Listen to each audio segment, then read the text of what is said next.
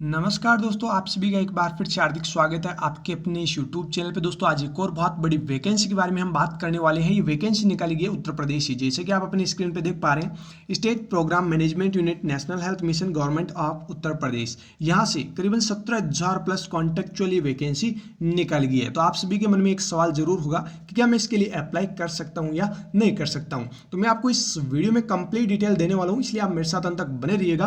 और अगर आप हमारे चैनल पर पहली बार आ रहे हैं तो प्लीज आप चैनल को सब्सक्राइब करके बेल आइकन बटन को भी जरूर दबा दीजिएगा, ताकि आपको हर एक लेटेस्ट वीडियोस की अपडेट जल्दी से जल्दी मिलती रहे। और अपने फ्रेंड्स को शेयर करना बिल्कुल भी ना भूलिएगा।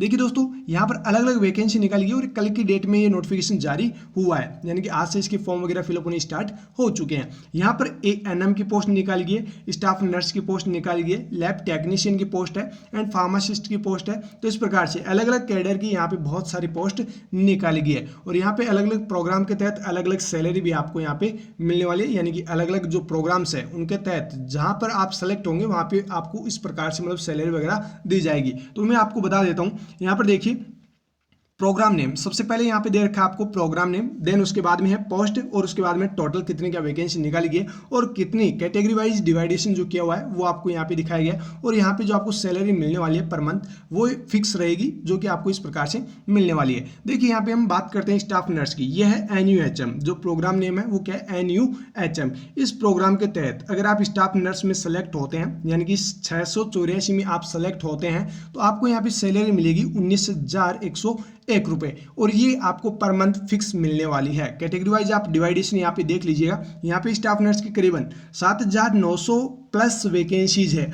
तो यहाँ पर मतलब अलग जो अदर स्टेट के जो भी कैंडिडेट्स हैं वो भी यहाँ पे अप्लाई कर सकते हैं, तो वो भी मैं आपको बता दूंगा अभी आगे। और देखिए यहाँ पे अदर जो वैकेंसीज है, lab technician, pharmacist and ANM। Pharmacist जो एलोपैथिक है इनकी वैकेंसीज है। तो यहाँ पे अगर आपके कोई छोटे बड़े भाई बहन है उनको भी आप बता सकते हैं और वो भी यहाँ पे अप्लाई कर सकते हैं। देखिए जैसे कि मैंने आपको कहा था कि प्रोग्राम नेम यानी जो प्रोग्राम अलग अलग प्रोग्राम है उनके तहत आपको अलग अलग सैलरीज भी यहाँ पे मिलने वाली है। नेक्स्ट देखिए DHS, डिस्ट्रिक्ट हेल्थ सोसाइटी। अगर यहाँ पे आप सेलेक्ट होते हैं एज ए स्टाफ नर्स, यहाँ पे टोटल पोस्ट स्टाफ नर्स की 913। आप डिवाइडेशन देख लीजिएगा, यहाँ पे आपको सैलरी मिलेगी 20,063।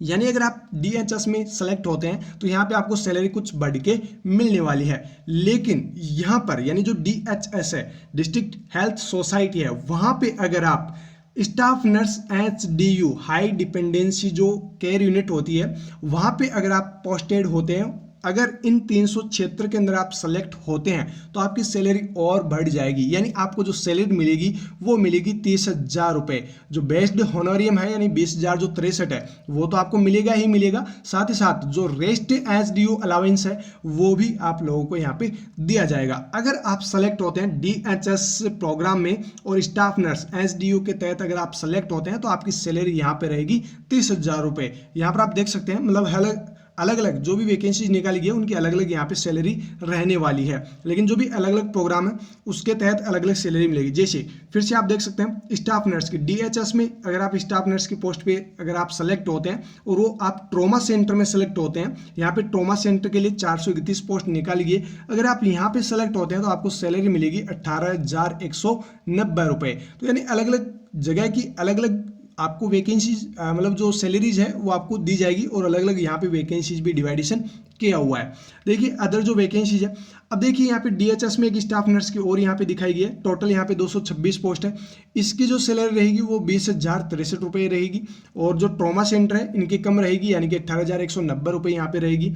नेक्स्ट देखिए मैटरनल हेल्थ जो प्रोग्राम है, इसके अंदर अगर आप स्टाफ नर्स की पोस्ट पे आप सेलेक्ट होते हैं तो यहाँ पे टोटल 185 पोस्ट है, आपको यहाँ पर भी सैलरी मिलेगी 30,000 रुपये। तो यानी कि DHS में अगर आप HDU में सेलेक्ट होते हैं तो 30,000 रुपये आपको सैलरी मिलेगी। साथ ही अगर आप मैटरनल हेल्थ के अंदर स्टाफ नर्स की पोस्ट पे आपको अगर सिलेक्शन मिलता है तो आपको यहाँ पर भी 30,000 रुपये सैलरी मिलने वाली है। इसी प्रकार से अलग अलग यहाँ पर देख सकते हैं कम्युनिटी प्रोसेस के अंदर अगर आप स्टाफ नर्स की पोस्ट पे अगर सेलेक्ट होते हैं, यहाँ पे टोटल सबसे ज़्यादा पोस्ट निकाली गई है, 1737 पोस्ट टोटल निकाली गई है। वैसे तो और भी आएगी अभी। कम्युनिटी प्रोसेस में 1737 पोस्ट निकाली गई है, इनके लिए जो सैलरी रहेगी वो 20,500 रुपये रहेगी। आगे देखिए RBS की जो प्रोग्राम है उसके तहत अगर आप स्टाफ नर्स की पोस्ट पे सेलेक्ट होते हैं, यहाँ पे 17 पोस्ट निकाली गई है, इसमें आपको सैलरी मिलेगी 25,000 रुपये यहाँ पे आपको सैलरी दी जाएगी। उसी प्रकार से चाइल्ड हेल्थ की बात करते हैं तो यहाँ पे सिर्फ और सिर्फ स्टाफ नर्स की पोस्ट निकाली गई है। टोटल 1847 पोस्ट यहाँ पे सबसे ज़्यादा पोस्ट निकाली गई है, जिसकी सैलरी आपको यहाँ पे मिलेगी 20,500 रुपये। डिवाइडेशन आप देखते रहिएगा और बाकी ये नोटिफिकेशन है वो आपको हमारे ऐप के ऊपर मिल जाएगा। ऐप की लिंक आपको डिस्क्रिप्शन में दी गई है, वहाँ से आप ऐप को डाउनलोड कर लीजिए। देखिए नेक्स्ट PMABEAM है ना, इस प्रकार से एक प्रोग्राम है, इसमें सिर्फ और सिर्फ लैब टेक्नीशियन की है। देन 15th जो फाइनेंस कमीशन है, इसके तहत जो भी UHWC है उनके ऊपर स्टाफ नर्स की जो पोस्ट है वो टोटल 847 निकाली गई है। 20,500 रुपये यहाँ पे इनकी सैलरी रहने वाली है। तो इस प्रकार से अलग अलग जो प्रोग्राम है, अलग अलग सैलरीज आप यहाँ पर देख सकते हैं। इसी प्रकार से NCD में अगर स्टाफ नर्स की यहाँ पे अलग अलग मतलब तीनों ही जो पोस्ट है वो स्टाफ नर्स की है। 295 पोस्ट है, 48 पोस्ट है, 290 पोस्ट है, ये आप देख लीजिए। अलग अलग प्रोग्राम के तहत है। सैलरी 20,000 है और एक की 18,000 है। तो इस प्रकार से अलग अलग है। ब्लड बैंक में लैब टेक्नीशियन और स्टाफ नर्स की है, तो स्टाफ नर्स को यहाँ पे 20,057 रुपये मिलेंगे। और ट्रेनिंग के अंदर लैब टेक्नीशियन की है तो इनको 18,150 रुपये। तो इस प्रकार से अलग अलग आप डिवाइडेशन देख सकते हैं। टोटल जो पोस्ट है 17,000 प्लस है, यानी 17,291 यहाँ से पोस्ट निकाली गई है। अब मैं आपको बताता हूँ कि क्या आप अप्लाई कर सकते हैं अदर स्टेट वाली या नहीं कर सकते हैं। यहाँ पे सबसे पहले लिखा है नोट, रिजर्वेशन जो रहेगा वो सिर्फ और सिर्फ यूपी के जो भी कैंडिडेट्स होंगे उनके लिए लागू होगा। यानी यूपी के अगर आप डोमिसाइल है तो आपको यहाँ पे रिजर्वेशन का फायदा मिलने वाला है। अब देखिए आगे, candidate not having domicile of Uttar Pradesh will be treated under unreserved category. अगर आप यूपी के अलावा किसी अदर स्टेट से हैं तो आप इसके लिए अप्लाई कर सकते हैं। सबसे अच्छी बात यह है कि यहाँ पे कोई भी एप्लीकेशन फीस नहीं लगने वाली है। तो अगर आप अदर स्टेट से बिलोंग करते हैं तो आप इसके लिए आवेदन कर सकते हैं, यानी यहाँ पे अप्लाई कर सकते हैं, लेकिन आप जनरल में काउंट किए जाएंगे। यहाँ पे मतलब आपको जो रिजर्वेशन मिलना है वो आपको किसी प्रकार से नहीं मिलेगा अदर स्टेट वालों को। ओके, नेक्स्ट देखिए, जो एनएम की पोस्ट यहाँ पे निकल गई उनके लिए सिर्फ और सिर्फ फीमेल कैंडिडेट्स को ही लिया जाएगा। कोई भी मेल कैंडिडेट वगैरह ना करे यहाँ पे अप्लाई। किसी ने अगर एएनएम का कोर्स वगैरह कर रखा है तो वो यहाँ पे मतलब आवेदन ना करे। नेक्स्ट देखिए, relevant required document should be uploaded bye candidate at the time of online submission of applicants. मतलब जब आप ऑनलाइन फॉर्म भरेंगे तो आपको जो भी डॉक्यूमेंट्स आपसे लिए जा रहे हैं वो सारे के सारे डॉक्यूमेंट्स आपको अपलोड करने हैं। और वो जब आप वहाँ पे अगर आप सेलेक्ट होते हैं तो आपसे जो ओरिजिनल डॉक्यूमेंट्स हैं वो भी आपसे चेक किए जाएंगे। नेक्स्ट देखिए, OBC NCL category and EWS category, जो भी आपका जो सर्टिफिकेट रहेगा वो किस फॉर्मेट में बनाना है उसके लिए यहाँ पे अलग से 2 फॉर्मेट दे रखे हैं, EWS के लिए और OBC के लिए। वो भी आप निकलवा के बनवा के लेके जाइए जब आप यहाँ पे सेलेक्ट हो जाएं। तो यहाँ पे CBT यानी कंप्यूटर बेस्ड टेस्ट भी आपका होगा। ओके, देखिए यहाँ पे, in case of female candidate the valid caste certificate issued from father side will be treated valid. यानी ऐसे बहुत सारे होंगे जो यूपी के बॉर्डर पर रहते हैं और अलग मतलब दूसरे स्टेट में उनका जो मैरिज वगैरह है वो हो जाती है। तो उनमें अगर आप फादर साइड से अगर आप कास्ट सर्टिफिकेट बनवाते हैं और वहाँ से आप लगाते हैं तो वो वैलिड होगा, यानी आप उत्तर प्रदेश के डोमिसाइली आप माने जाएंगे और वहाँ पे आपको रिजर्वेशन जो भी है वो आपको फ़ायदा मिल जाएगा। Okay, OBC candidate of creamy layer is not entitled. यहाँ पे मतलब जो भी OBC कैंडिडेट है क्रीमी लेयर से उनको कोई रिजर्वेशन का फ़ायदा नहीं मिलने वाला है। अब मैं बात करता हूँ यहाँ पे कितनी तारीख तक आप अपना फॉर्म भर सकते हैं। तो देखिए यहाँ पे मतलब आज से फॉर्म वगैरह फिलअप होने स्टार्ट हो जाएंगे। मतलब आज से हो चुके हैं, वैसे दोपहर 12 बजे से फॉर्म वगैरह फिलअप होने स्टार्ट हो चुके हैं और इसकी लास्ट डेट रहेगी 12/12 तक। आप अपना जो भी फॉर्म भरना है वो जल्दी से जल्दी भर लीजिए। आप लास्ट डेट का वेट मत कीजिए, इससे पहले जितना जल्दी हो सके उतना जल्दी आप फॉर्म फिलअप कर दीजिए। यहाँ पे कुछ नोट वगैरह करके दे रखे हैं, इनको आप पढ़ लीजिएगा। मैं आपको इंपॉर्टेंट जो भी पॉइंट्स है वो बता देता हूँ। यहाँ पे कुछ यहाँ पे दे रखा है कि मतलब जो एक्टिव यानी कोविड में जिन्होंने यहाँ पे सेवाएं दी है, मतलब कोविड में जिन्होंने काम किया यूपी के अंदर, उनको इस प्रकार से मार्किंग दी जाएगी। जिसको 1 ईयर का एक्सपीरियंस है या फिर 1 ईयर जिन्होंने काम किया है 10% मार्क्स उनको मिलेंगे। और जिन्होंने 6 महीने काम किया है उनको 5% मार्क्स मिलेंगे। और जिन्होंने 1 year and 6 months active management के अंदर यहाँ पे मतलब कंप्लीटली 1.5 साल से ज़्यादा काम किया है उनको 15% मार्क्स यहाँ पे दिए जाएंगे। जो कोविड में जिन्होंने ड्यूटीज़ की है उनको ये बेनिफिट मिलने वाला है। साथ ही यहाँ पे देखिए मिनिमम क्वालिफाइंग मार्क्स है वो आपका CBT यानी कंप्यूटर बेस्ड टेस्ट होगा, उसमें जो आपके नंबर आएंगे उनसे आपकी मेरिट बनाई जाएगी। तो देखिए यहाँ पे कितने का नंबर आपके लाने ज़रूरी है। जनरल कैंडिडेट और EWS इनको मिनिमम 100 में से 33 नंबर लाने ज़रूरी है, यानी इतने परसेंट तो आपके होने ही होने चाहिए। इससे ज़्यादा जो भी परसेंटेज ला रहे हैं उसी का यहाँ पे सिलेक्शन होगा, यानी वो हाईएस्ट कितने भी जा सकते हैं कट ऑफ, बट ये मिनिमम क्वालिफाइंग मार्क्स है। OBC को 30% एंड SC ST PWD उनको 24% मार्क्स यहाँ पे लाने ज़रूरी है। कंप्यूटर बेस्ड टेस्ट आपका होगा और कोविड एक्सपीरियंस सर्टिफिकेट जो है वो लगाएंगे, तो जिन्होंने वहाँ पे ड्यूटीज़ की है उन्हीं को वो फ़ायदा मिल पाएगा। ओके, यहाँ पे एसेंशियल क्वालिफिकेशन की बात करते हैं तो स्टाफ नर्स के लिए जिन्होंने GNM कर रखी है वो भी इसके लिए आवेदन कर सकते हैं, और जिन्होंने BSc नर्सिंग कर रखी है वो भी इसके लिए आवेदन कर सकते हैं। एज लिमिट की बात करें तो मिनिमम 18 साल और मैक्सिमम 40 साल ये आपकी एज लिमिट रहेगी। बाकी जो भी रिजर्वेशन मिलना है, जो भी आपको छूट मिलनी है वो उत्तर प्रदेश वालों को ही मिलनी है। अब देखिए यहाँ पे कैसे आपको फॉर्म फिलअप करना है उसकी पूरी प्रोसेस यहाँ पे बता रखी है, मतलब आगे आपको और भी बता रखा है। यहाँ पे सिलेक्शन प्रोसेस की बात करते हैं। सिलेक्शन प्रोसेस के अंदर टेस्ट जो सिटीज़ रहेगी वो ऑलमोस्ट यूपी की जो मेजर सिटीज़ है वहीं पर आपका एग्जाम होगा, और एक कंप्यूटर बेस्ड जो टेस्ट है वो आपका होने वाला है। सबसे अच्छी बात यह है कि जो 80 मार्क्स होंगे वो तो आपके नर्सिंग यानी जो स्टाफ नर्स की जो भी कैंडिडेट्स आवेदन कर रहे हैं उनको नर्सिंग का पोर्शन 80% मार्क्स का होगा, और 20% जो होंगे वो GK मैथ रीजनिंग उनके होंगे। ओके, तो इस प्रकार से 100 MCQs आपको पूछे जाएंगे। यहाँ पे सबसे अच्छी बात यह है कि कोई नेगेटिव मार्किंग नहीं रहेगी, यानी कि 100 के 100 क्वेश्चंस आप अटेम्प्ट कर सकते हैं। नेक्स्ट देखिए नॉर्मलाइजेशन प्रोसेस। यहाँ पर नॉर्मलाइजेशन प्रोसेस भी होगी, उसके लिए एनुरिक्स फोर्थ के अंदर पूरा फॉर्मूला बता रखा है किस प्रकार से नॉर्मलाइजेशन होगा, वो आप देख लीजिएगा। यहाँ पर मिनिमम क्वालिफाइंग मार्क्स ये मैंने आपको बता ही दिया। यहाँ पर कुछ इंपॉर्टेंट इंस्ट्रक्शंस दे रखे हैं, ये आप पढ़ लीजिएगा ज़्यादा डिटेल के लिए। यहाँ पे एज लिमिट मैंने आपको बताई दी है, और जो रिलैक्सेशन मिलने वाला है वो सिर्फ और सिर्फ यूपी के कैंडिडेट्स को ही मिलने वाला है। सिलेबस यहाँ पे मैं आप लोगों को भी बता ही दूंगा। एप्लीकेशन फ़ीस जो कि मैंने आपको बताई है कि यहाँ पे कोई भी एप्लीकेशन फ़ीस नहीं लगने वाली है, तो मतलब यहाँ पे बहुत सारे फॉर्म यहाँ पे फिलअप होने वाले हैं। एप्लीकेशन फ़ीस यहाँ पे नील रखी गई है, तो कोई भी चार्ज आपसे नहीं लिया जाएगा, फ्री में आपकी एग्ज़ाम करवाई जाएगी और यहाँ पे आपको सिलेक्शन दिया जाएगा। तो दोस्तों आप पढ़ना तो स्टार्ट कर ही दीजिए और आप फॉर्म भी फिलअप जरूर कर दीजिए। देखिए नेक्स्ट इंस्ट्रक्शंस, यहाँ पे कुछ मतलब ऑनलाइन फॉर्म भरने के लिए कुछ इंस्ट्रक्शंस हैं जो आप यहाँ पर पढ़ सकते हैं और देख सकते हैं।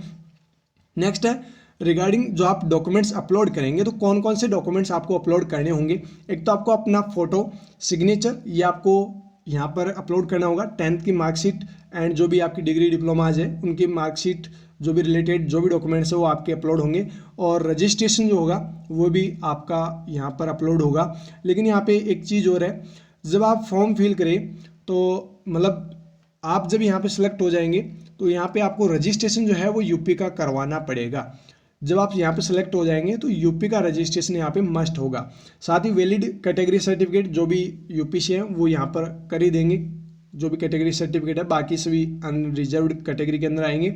नेक्स्ट यहाँ पे फोटोग्राफ किस प्रकार से कितने कितने क्या KB की लेनी है, सिग्नेचर कितने क्या लेने हैं, वो सारी चीज़ें यहाँ पर मेंशन कर रखी है, इसको देख लीजिएगा। नेक्स्ट मैं आपको बता दूं जो OBC NCL का फॉर्मेट है वो इस प्रकार से होगा, ये आपको बनवाना होगा। यानी जो उत्तर प्रदेश से बिलोंग करते हैं और जो OBC NCL से बिलोंग करते हैं वो ये फॉर्मेट बनवा के लेके जाए। जब आप यहाँ पे एग्ज़ाम में सेलेक्ट हो जाए उसके बाद ये आपको परफॉर्मा बनवा के लेके जाना पड़ेगा। नेक्स्ट EWS जो कैटेगरी का जो भी कैंडिडेट है उनको ये बनवाना पड़ेगा उत्तर प्रदेश सरकार का, है ना।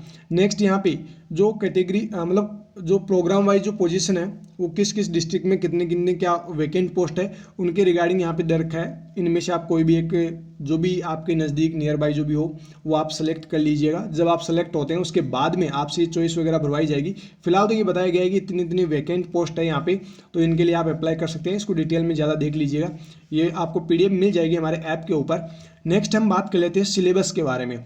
सिलेबस यहाँ पे अलग अलग वैकेंसीज़ के लिए यहाँ पे अलग अलग सिलेबस दे रखा है, यहाँ पर आप देख सकते हैं। और जो नॉर्मलाइजेशन की प्रोसेस है वो यहाँ पर आप देख सकते हैं। नॉर्मलाइजेशन किस प्रकार से होगा वो आप इस एनुरिक्स फोर्थ के अंदर देख सकते हैं। ये कुछ इस प्रकार से जो फॉर्मूला बताया रखा है आपको नॉर्मलाइजेशन का वो इस प्रकार से होगा। यहाँ पे सारी डिटेल के अंदर दे रखी है, तो ये भी आप पढ़ सकते हैं और देख सकते हैं। LT के लिए यहाँ पे सिलेबस है, फार्मासिस्ट के लिए यहाँ पे सिलेबस दे रखा है, एएनएम के लिए भी यहाँ पे सिलेबस दे रखा है। हम बात करते हैं स्टाफ नर्स के लिए, और ये हमारा लास्ट पॉइंट है जो कि सिलेबस का है। नेगेटिव मार्किंग यहाँ पे होगी नहीं, तैयारी आप लोगों को करनी है। किस प्रकार से करनी है, इस सिलेबस के अकॉर्डिंग करनी है। देखिए जो आपका फर्स्ट जो सेक्शन होगा, यानी जो 80 मार्क्स या फिर 80 क्वेश्चंस जो पूछे जाएंगे वो आपको नर्सिंग के पूछे जाएंगे, जिनमें ओबीजी होगी, सीएचएन होगी, F1 यानी फंडामेंटल ऑफ नर्सिंग होगी, एमएसएन के पूछे जाएंगे, health education and communication skill and environmental hygiene के सवाल पूछे जाएंगे आपको, बेसिक एनाटॉमी एंड फिजियोलॉजी के होंगे, nutrition, first aid, paediatric nursing and administration and ward management.